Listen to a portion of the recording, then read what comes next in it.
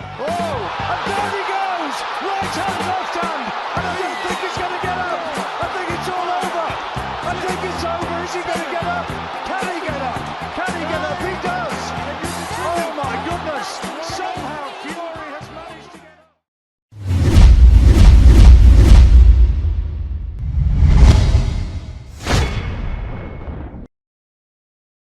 Hello, folks, and welcome back to the Brawl Boxing Podcast. I'm Kieran McCourt, and I'm joined by co-hosts Colin McGuigan and Ram McLaughlin. Well, guys, we're delighted to have this next guest on. Done a bit of chasing to get him. Actually, messaged his coach a few weeks ago, and I think he seen my surname and didn't reply. So I had to go down the Sam Jones route. So thanks a million, Sam Jones, for linking us up. So please welcome onto the show, Jack Catterall. Jack, how you doing, mate? Very well, thank you. Yeah, nice one for having me on, and yeah, all is well. Just cracking on. You said you've got 3 screens set up there? Yeah, so my missus has set up her office at home, so I've not been on a computer since school, but she's got 3 screens here. I'm going to her to work it all. Jack, you've got a lot to live up to, because Sam Jones says that he's the best guest we've ever had on. I was actually at Probellum at Liverpool at the event. Right, Sam's always going to say that, but we'll have a go. We'll have a go beating him. As long as you're not wearing them brutal Louboutins that he wears, we're all good. How many views has Sam's video got? Over 1,000 or so. No, we're going to smash that easy. Yeah, 100%. You can do it, Jack. Any guest we have on for the first time, just for the viewers, we always like to sort of go back to the start. Obviously, you grew up just outside Manchester, isn't it? Yes, well, I live in Chorley, about a 30-minute drive from Manchester. Born and raised in Chorley. Lovely. So, like up around there, obviously, well, certainly Manchester, Liverpool, the Northwest. There is a huge boxing scene. Was it something you wanted to do from a young age? Like, did you like football? Did you like other sports, or was it always boxing for you?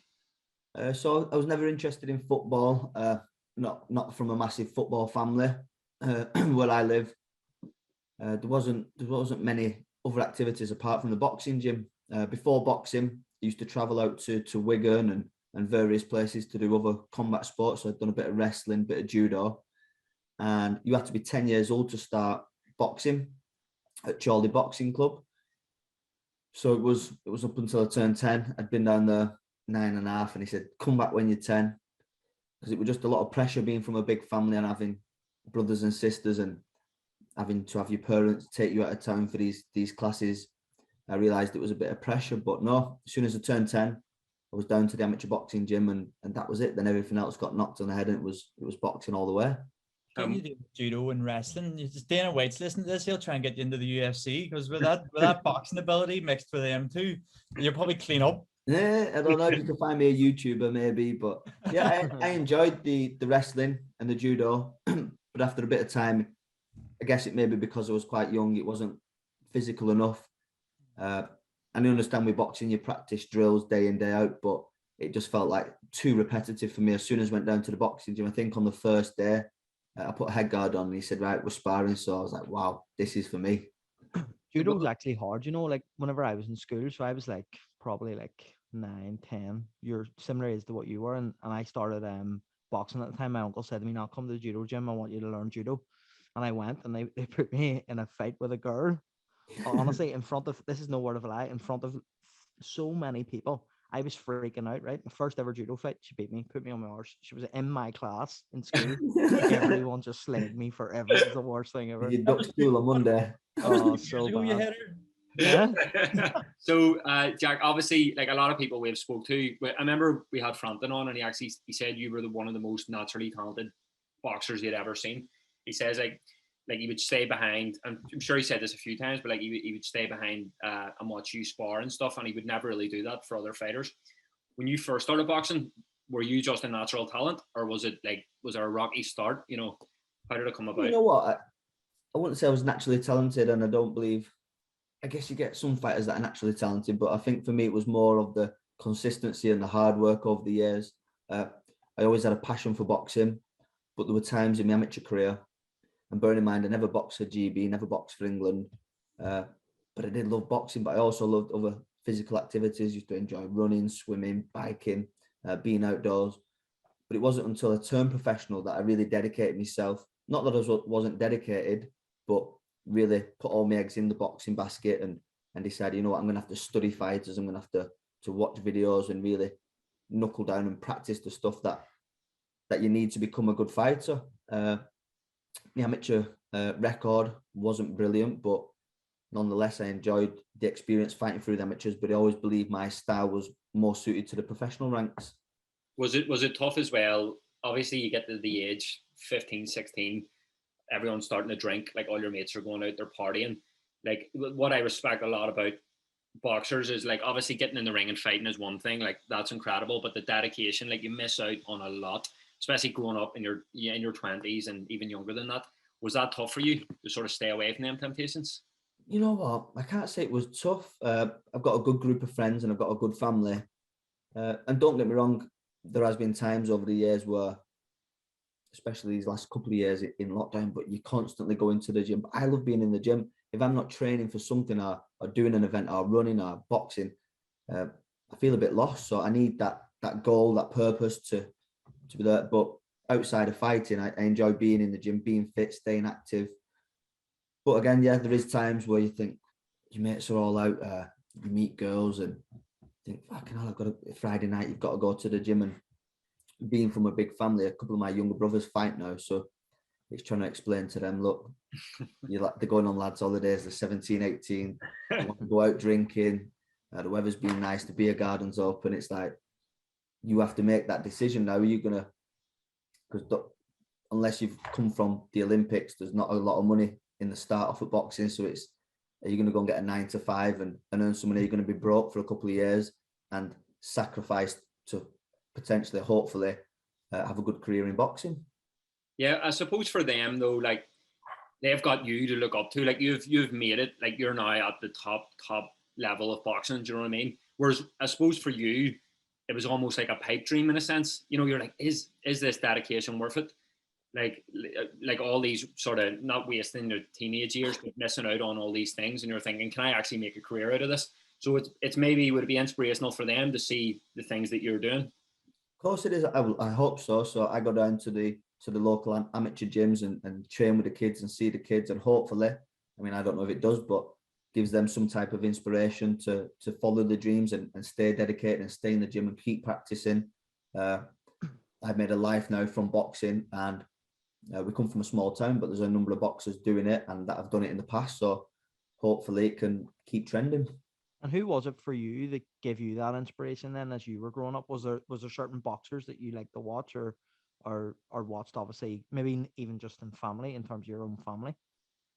You know what? I always had a passion for boxing. I can't say there's a particular fighter that I thought, right, I want to be like him. I want to achieve what he's achieved, but I just enjoyed the boxing. But for me, it was always making a plan. So initially, I went to college, got a degree.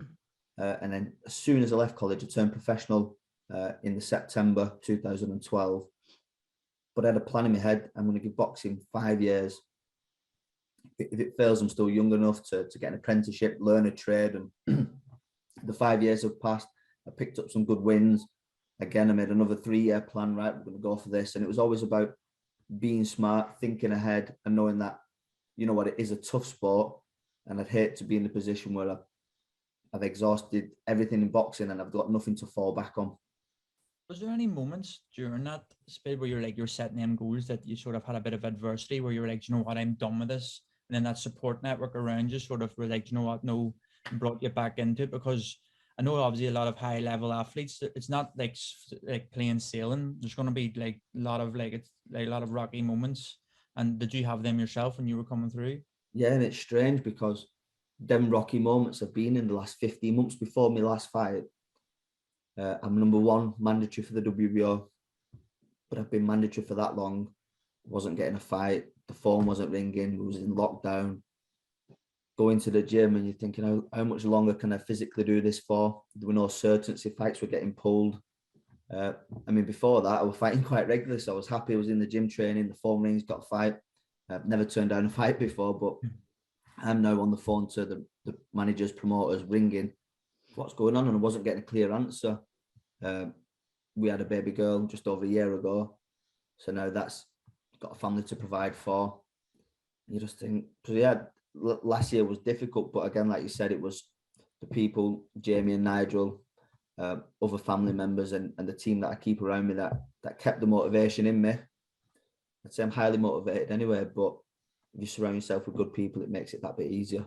See, that's a bit of the inspiration that gives to people, because you could have quit there and then look what's happened to you in the last 12 months. Like, we'll obviously get to it, that obviously what it's all about, the decision that everyone's been speaking about in boxing. It's probably the most talked about thing in boxing over the past 12 months. But before that, like, you didn't know that was literally just around the corner. Like, you show how good you showcased, how good you were. And now obviously everyone in the world knows who you are. And if you just gave up, like literally with a few months before that, that never would have happened.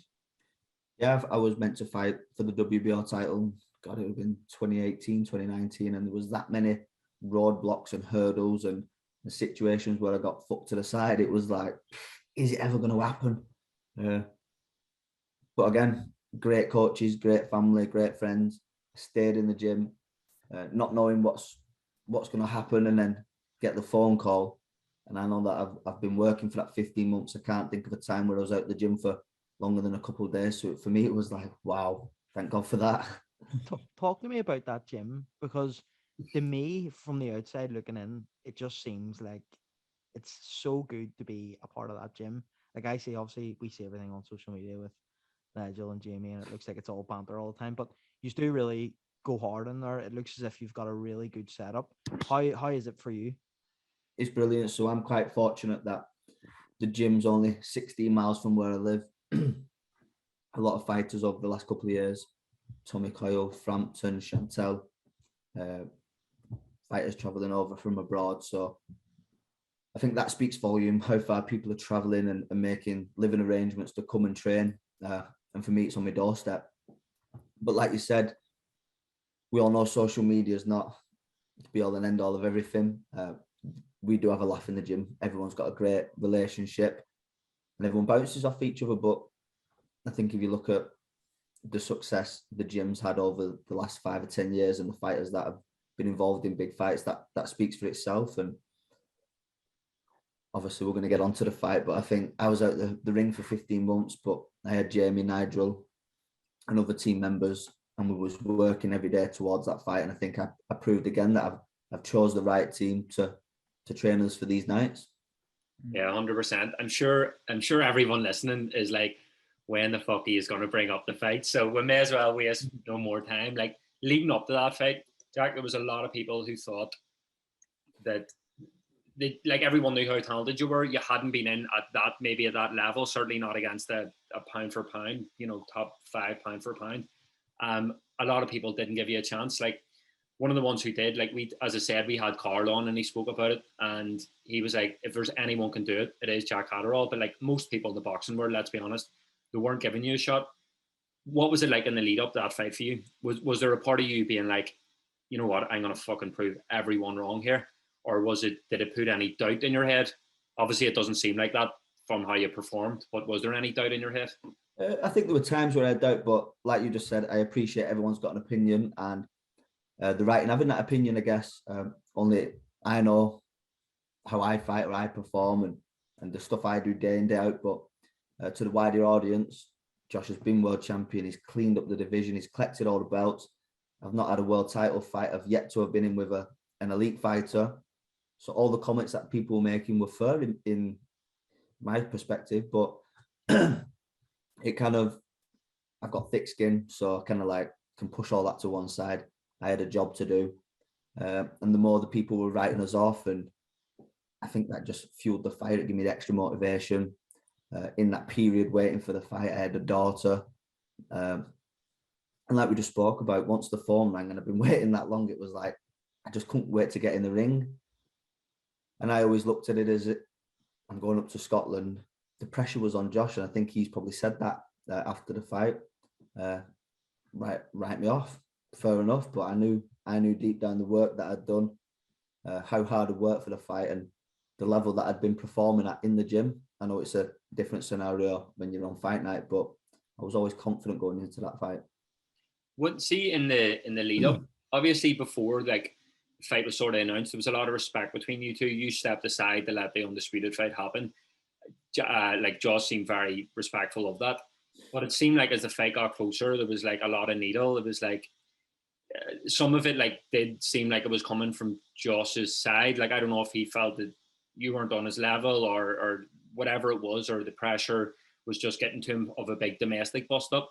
But do you know why that was, that they're started to form a needle just as in the months leading up? Yeah, so like you said, I went to watch Taylor Ramirez. I was the first person to congratulate Josh after the fight, and I always said I was kind of put in a position where I had to step aside. That wasn't ideal for me, but it happened. And Josh was a man of his word and said, look, once the fights happen, I'll give you the fight. So, and it happened. And I think leading up to the fight, we went on a press tour. We had the press conferences, a lot of Zoom interviews, etc. And I was always respectful, but that's the way I've always carried myself. Josh is a great fighter. I had nothing bad to say about him. I was confident going beating him. And I think that's what kind of over the months leading up to the fight kind of got under his skin, because he couldn't get a reaction out of me. He couldn't get a bite out of me. We see with Ramirez and the previous fights, he's always fiery and hot-headed, and maybe that works for him. But like I said to my missus and my family, I've got a big fight. I don't need to change nothing. I've kind of proved to the younger generation, the kids, look, you don't have to be a big talker. If you work hard, you're going to get to where you need to be without acting daft and being a social media clown. The fight gets closer. He's not got a reaction at me at all. And I think people said, well, it switched at the weigh-in. And they kind of seen that as I had lost my temper. But the way I looked at it was, we'd had the fight week. Everything had been fine. Again, he's no reaction. He's getting wound up. As he comes off the stage for the weigh-in, there was no security there, so he marches straight over and kind of like puts his head on me.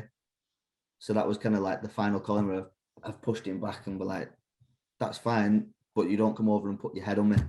And that was the only point where I wouldn't say I give in to him. I just let him know, look, you say what you want, but you don't come over and put your head on me. I remember watching The Gloves Are Off, and you were scarily calm. As in, Josh, you could tell kind of maybe that was his personality. He's a bit hot-headed. I think he would say that himself. He's very erratic in his behavior, whereas you just sat still, looked at him, talked to him like you're talking to us now. And I think probably at that point, that's when it kind of switched for me. Anyways, I seen a different side to him again, because he was trying to rile you up at that point. Do you feel like that added into his decision-making on the night? Definitely. I think I spent a full day there with Josh in different rooms at the building, and again, he couldn't get a rise out of us. We've done The Gloves Are Off, which, by the way, is fucking dead awkward. You sat in a room waiting for the cameras to start for half an hour at the side of each other. It's just fucking weird. And then That is weird. Do you talk normally, though? Do you talk normally at that point? there wasn't really much talking. I had nothing to say to him. We're going to fight in a couple of weeks. Ben Davis was in the room. Jamie was in the room. A couple of other people in the room. He sat there having a cup of tea. I'm just sat there like, just waiting to talk to each other. It is awkward, but Very forced. Very forced. Again, it was my first experience. Josh has obviously done The Gloves Are Off. I think I did a smaller one with O'Hara a couple of years back, kind of a different setup with BT, but took it in my stride, went there, didn't really have much to say to him. I think everyone wants the views, they're trying to nudge you to get a reaction. I think he'd probably been prepped to try and draw things out of me, but kept it cool. I like to think I kept it cool anyway. And you've seen it, he was getting carried away with himself, and that's Josh. He's hot-headed, so just let him be hot-headed. Tell me this, like in the lead up to the fight, like we've spoken to a lot of boxers about this, especially the big fights, you know, you've everything going through your head. Like you're thinking about winning, you're thinking about losing, you're thinking about getting knocked out, getting embarrassed in front of millions, in front of your friends, your family. Was there any part of you, I'm sure all them things went through your head at some point, was there any part of you thought about robbery? Not one single thought about robbery. No, like you said, every scenario. So I've been training for 15 months for the fight. The fight gets announced. I'm spending time away from the family, living at Jamie's house for the fight, going to bed, thinking about the fight, having my breakfast, thinking about the fight. You've literally pictured every scenario bar getting robbed. That is. Do you know what it is as well, though? Like, we all love boxing, so like we're obviously diehard boxing fans as well. But it's the casuals that would put off more, like the people that you'd be speaking to after that weekend. They're all like, that's why boxing shit, that's why the UFC is better. So because they're like, you don't get them right, and the things like that put the casuals away, and it can stop the sport from growing even more and get more eyes on it. That is the main problem. Yeah, so many people have reached out after the fight, and still to this day saying, won't watch boxing again. Unless you're fighting, not interested. But seeing decisions like that, and I've been to the amateur gym since with my little brother with young fighters from the tournament, and they're getting ready for the first skills fight. And now they're thinking, well, I want to get to a world title. It might take me 10, 15 years, but for what? If it's still happening. And it did discourage a lot of people. And that's the feeling, like you said, the casual fans, it's not good, is it?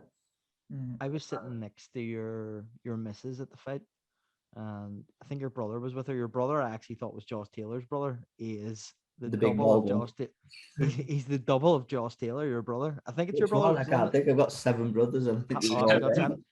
Well, he's the one that's a double of Josh Taylor. He's sitting with your missus. You can ask your missus, whoever the brother was that was sitting with her. He was shouting Shorley every 2 seconds. But yeah, whenever he was, I actually thought he was Josh Taylor's brother. So I was trying to work out, I wonder why he's with Catterall's missus. But anyways, I was sitting there and I felt like I could feel every shot you were throwing because your missus was so into it. Does it spur you on when she's there, or does that kind of make you more nervous having her? No, definitely not. It spurs me on. All my family, from my nanas and granddads, mum and dad, brothers and sisters, they've been to pretty much every fight. So it's a good feeling. You've worked so hard.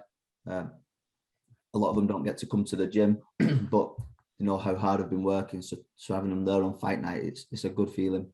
How was that feeling going into like the Lands Den? I know you've went to Belfast and slapped our mate Tyrone McKenna about shout out Tyrone. Shout out Tyler, good fella. But what was that like going into the Lands Den, going into Glasgow? Loved it. I've said this before, but literally everything apart from the decision was brilliant. The training camp, the sparring, my road work, strength work, fight week, everything had gone. And don't get me wrong, nothing's 100% perfect, but everything went as well as it could. I enjoyed being in Scotland. Got a good reception up there fight week.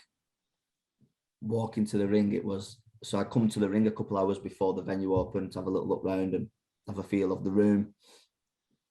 But, and again, I've said this before, but I would be disappointed if I didn't get booed that night.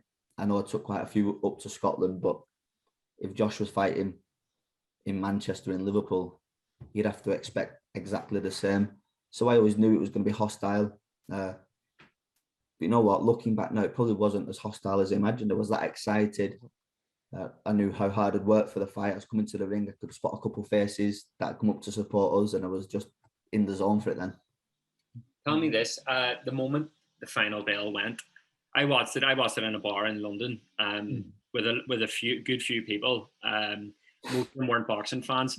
When the fight ended, like everyone, even the ones who weren't boxing fans, they could tell clearly. You know, you don't need to know how to score a fight. They were very sure that you won.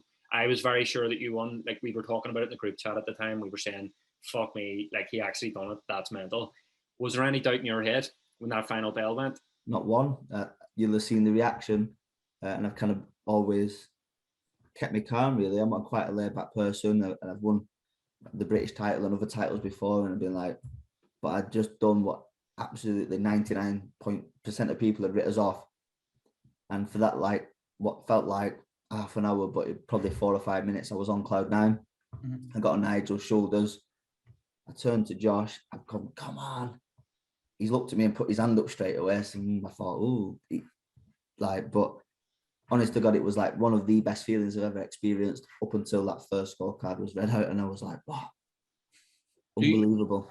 Do you ever get a sense? I see sometimes when I'm watching boxers, you'll see it in the amateurs a lot too, but like in the pros, it seems like there's sort of whispers get out that this might not go the way you think it's going to go.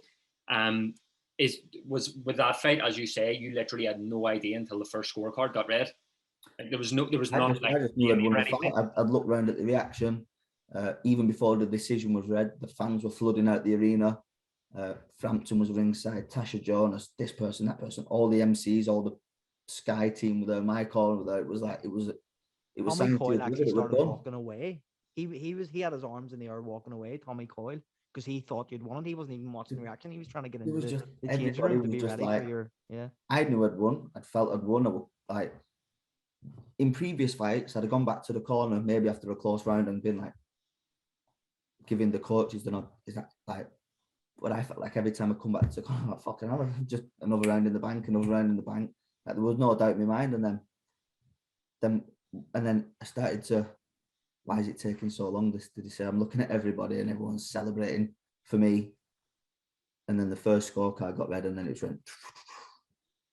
Yeah. Is there a point now where you're sort of like, I just want to put this behind me? Because I'm sure everybody is literally talking to you in the street every time you walk past someone. I can't believe you got robbed, blah, blah. But then it's like, you shouldn't really let it go that easily as well, because it is a real bad thing to happen. And then there's still that needle on social media. Obviously, Josh Taylor's still not nibbling away at you, even though I think it was your last post. I don't even think you mentioned him. I didn't even mention him, but yeah, so it's sort and of I like, get it. People are online saying, yeah, it's happened now, forget about it. And you know what? Fair enough.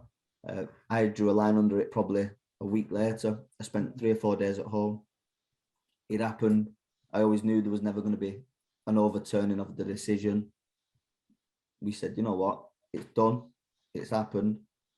But again, you just said, even today, yesterday, people are said, and that comes with the territory. You fight on TV, people are going to know. And yeah, it's a difficult one. I've had a lot of support since the fight, so that's been like the silver lining, so to speak. Mhm. And I think I've proved to a lot of people that I can perform at world level, and still only 28. I'm going to get better and back in the gym. But yeah, there's still that little bit of needle between Josh. I see his post, and I guess he sees my post. We follow each other, and he's getting hounded. is there part of it though comes from, like, a lot of people think you got step aside money, which you didn't. So is there a part of that where, like, this could have really changed your life? Your life will change regardless, but it could have changed your life instantly, and it didn't. So you're fighting to provide for your family, as you've said. So there's actually a personal element to it. Forget about the business side. There's a personal element too. Does that kind of hurt even more then? Of course it does, yeah. I think that was one of the biggest frustrations. I've done it for, I love boxing, but I understand it's a business and you've got to provide for your family, and it's not a long career. So the fact that one judge just gets demoted and it can be swept under the carpet and you get 5 or 10 jocks on Instagram, oh, stop, dry your eyes, phone the police. I'm like, it's all right them saying that, but like you just said, essentially they've robbed my family and my future earnings. The guy from House of Commons already rang the police, didn't he? Exactly. And Josh keeps saying, ring the police, but I've never rang the police in my life. Shout out to Lindsay Hoyle, what a good guy. He's the Speaker of the House of Commons and lives 2 miles up the road, and he's always supported the fights. And again, probably a boxing person, but that many people took notice of the fight, and from all around the world, and everybody, apart from like the 0.1% of people, seen it how I seen it. If you were to change judging, what would you change about judging? Ooh, it's a difficult one. I think Jamie touched on it, but it's too opinion based. So you score a goal, it goes over the line. You've scored a goal, but in boxing, it's I thought. So I know I was on the back foot in the fight, but I was having success on the back foot. You see a lot of fighters. It was Mayweather-esque. Floyd would be the perfect example on the back foot later on in his career, but I felt like I was drawing Josh in. He was falling short. I was getting my punches off, moving off well. But then Ian John Lewis will say, well, he was on the front foot. He was the aggressor. But all right, you look at the statistics. I outlanded him in 11 rounds out of 12. I landed the more power punches. So, and like I just said, it's the opinion base for me that you would have to change, and it would have to be more statistical. It's like, look at the Katie Taylor Serrano fight on Saturday. The first 4 rounds, Katie Taylor was sort of boxing on the back foot, just hitting her with all the clean shots, while Serrano was just throwing volume or like just putting the pressure on even and missing a lot of the time. And Katie Taylor got all 4 rounds, and I think all the judges in there, sure, give her the first 4 rounds. So it needs to be that consistency in every scorecard. That's the problem. It is weird that it's so fucking weird that like judges can't get it right, because like we've spoke about this before. Like I don't think there's any brown envelopes going on, you know, sort of payments. I mean, there might be, but like I don't see it that way. Like I don't know if it's I crowd don't believe bias. there's brown envelopes, but I do believe there's been conversations pre-fight with top rank, the WBO, the governing bodies, the boxing board. All they talked about before my fight was Lopez coming up to 140 and Taylor moving up to 147. Mhm. So I'm thinking, and I will look back and picture everything. So we got the tickets for the fight. They just said Josh Taylor on. There's that many small little things. Now I look back and I think And it it's like, really did fuck me. yeah, 100%. And it's like people like looking at this weekend for Canelo Bivol, or like Bivol has to knock Canelo out, or he It won't shouldn't win be like that. We spoke about that before. Like I knew that, and I said it going up to Scotland. I have to beat him and convincingly. And people are saying, "Well, why?" It's because as a boxer or as a boxing fan, we know that if you're going to somebody's back garden, you have to do a number on them. But it shouldn't be like that. But how do you change it? Yeah, genuinely, like I do think though, like this will end up working out the best for you. Like you spoke there, like about Lindsay Doyle and the House of Commons speaking about it. The whole nation was speaking about that fight after. Like people who weren't interested in boxing, it was trending everywhere. Like number one, Bookies even give the money back for the fight. Like that's Yeah. never happened before. 100%, mate. And it's sort of like, obviously we'd be friends with Mick Conlon, Mick with the Olympics. At the time, it's the worst thing that could ever happen to you. It turned out in a way the best thing. Do you know what I mean? It's like the photo of the, do you know, for Mick, it was like his, yeah, so it raised his I did the same after the fight.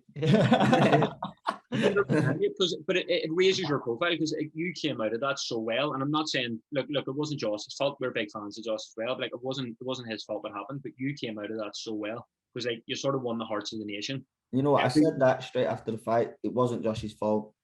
He's a fighter. I'm a fighter, but I do think he's not carried himself well after the fight. I think, you know what?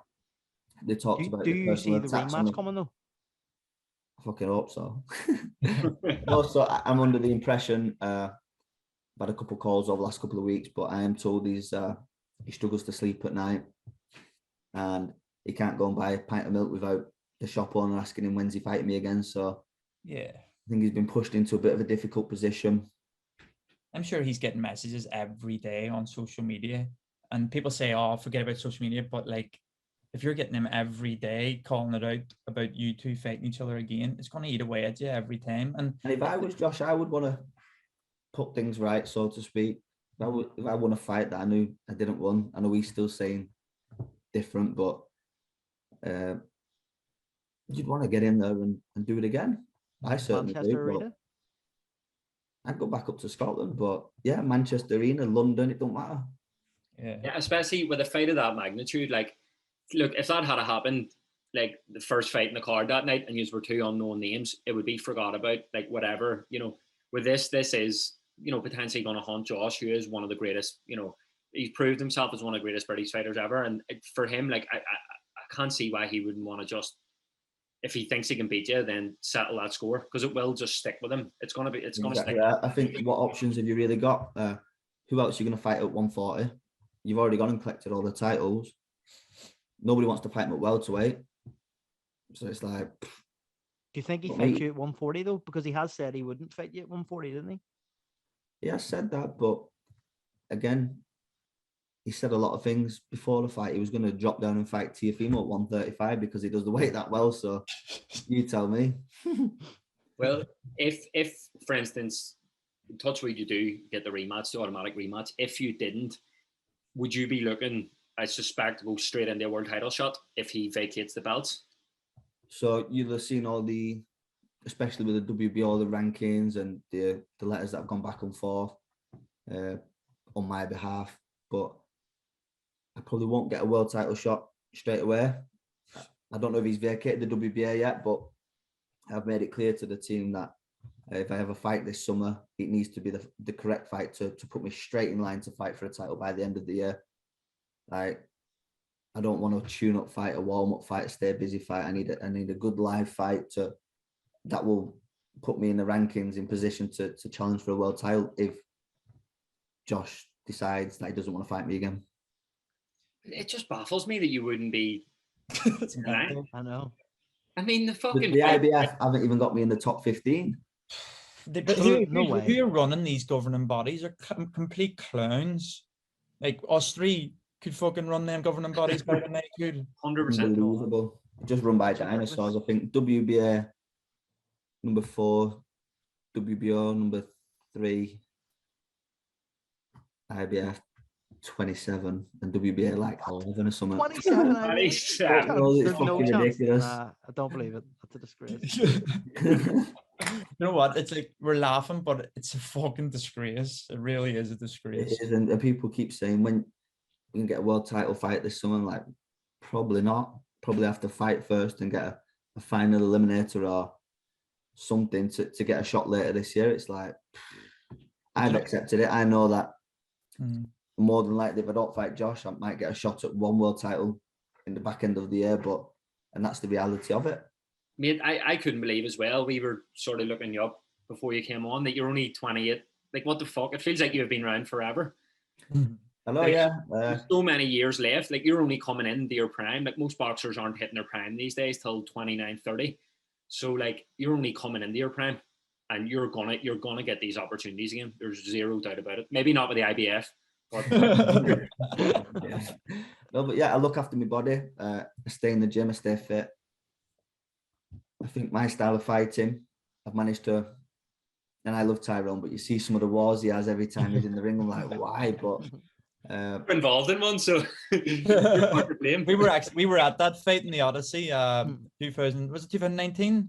2018. 19, yeah. Unbelievable. That fight was fucking epic. Yeah, but A lot of time for Tyrone. We had him in for sparring for the Taylor fight. Yeah, he was telling me. But yeah, good people. But yeah, I think the style and the way the fights that I've had and the way I've controlled the fights and won the fights, I do believe I've got still quite a few years left in the ring, and I'm 29 this year, coming into my prime. So after that last fight, hopefully I'll get some big fight nights. Well, So- Jack, before we let you go, we need a funny story from that gym because we feel like Nigel and Jamie are running absolute madness at times. So we need you to give us some sort of funny story from Nigel or Jamie. So this one's from Think of one. Tommy First one Coyle, comes to your but mind. he's from the gym, so I wasn't actually there on this day. But Frampton's come to the gym, start training for his fights. Never met Tommy before. I believe it was at BBC Northern Ireland. They set the cameras up. And bear in mind, these cameras are expensive that they bring in. Yeah. Tommy Coyle's just ran in the gym with a fire extinguisher and gassed the whole thing out. And the guy from the TV has said, like, that's 50 grand's worth of cameras, and he just blasted the whole gym with a fire extinguisher. Never met him before, and Frampton's around like, what the fuck? That'll be Thomas Keane. That's definitely Thomas Keane. Oh, absolutely mental. Like, you can't get in the shower without Tommy Coyle putting your whole gym bag in the shower and tying your trainers together. I'm like, what? Lad, What's your thoughts on Frampton's new teeth? Well, I've not seen Frampton for a while, but I seen his post today with Quigg, so you know what? Fair enough. You deserve him. He's had a good career, and He copied Mick. He jumped on the bandwagon. you have plenty of that when you start making bank next few years. Hopefully. Well, here, lad, we were such a big fan of you. Like, before you come on, you carried yourself so well in the lead up to that. You've carried yourself so well after, and there is massive things ahead for you. So we'll come. I appreciate you having me on. Thank you for giving me your time. Really appreciate it. Jack, thanks a million for coming on. We'll hopefully get you on again down the line when you've got the world title announced or a I've got fight. the rematch announced. Come on. Definitely, 100%. Thanks, a million, Jack. Jack. Really appreciate Nice it. one, boys. Have a nice weekend. Thank you. And you, mate. You too. Top one. Also, another big thank you goes to Wow Hydrate, who have came on board as a new sponsor for us as well. So why not push it and check out their website for some great deals. But I'd like to call that white girl problem. Met her back in autumn. Every gift I try to get her, she already got them. Messing with the TA, wonder what she taught him. Work her way down, literally to the bottom. Where are all my best friends? How can I ignore them? Never gonna text them, I am too important. Look at what my dad bought, yeah, it was imported. He took a second loan, cause our family can't afford it. Nice guy, bound to finish last if it's a sport. Call her CeeLo cause she crazy and her arms are kinda short. Got a traffic ticket once, but she didn't go to court. And she interrupts my sessions every time that I record. So I tell her I got so much shit up on my plate, it's a buffet.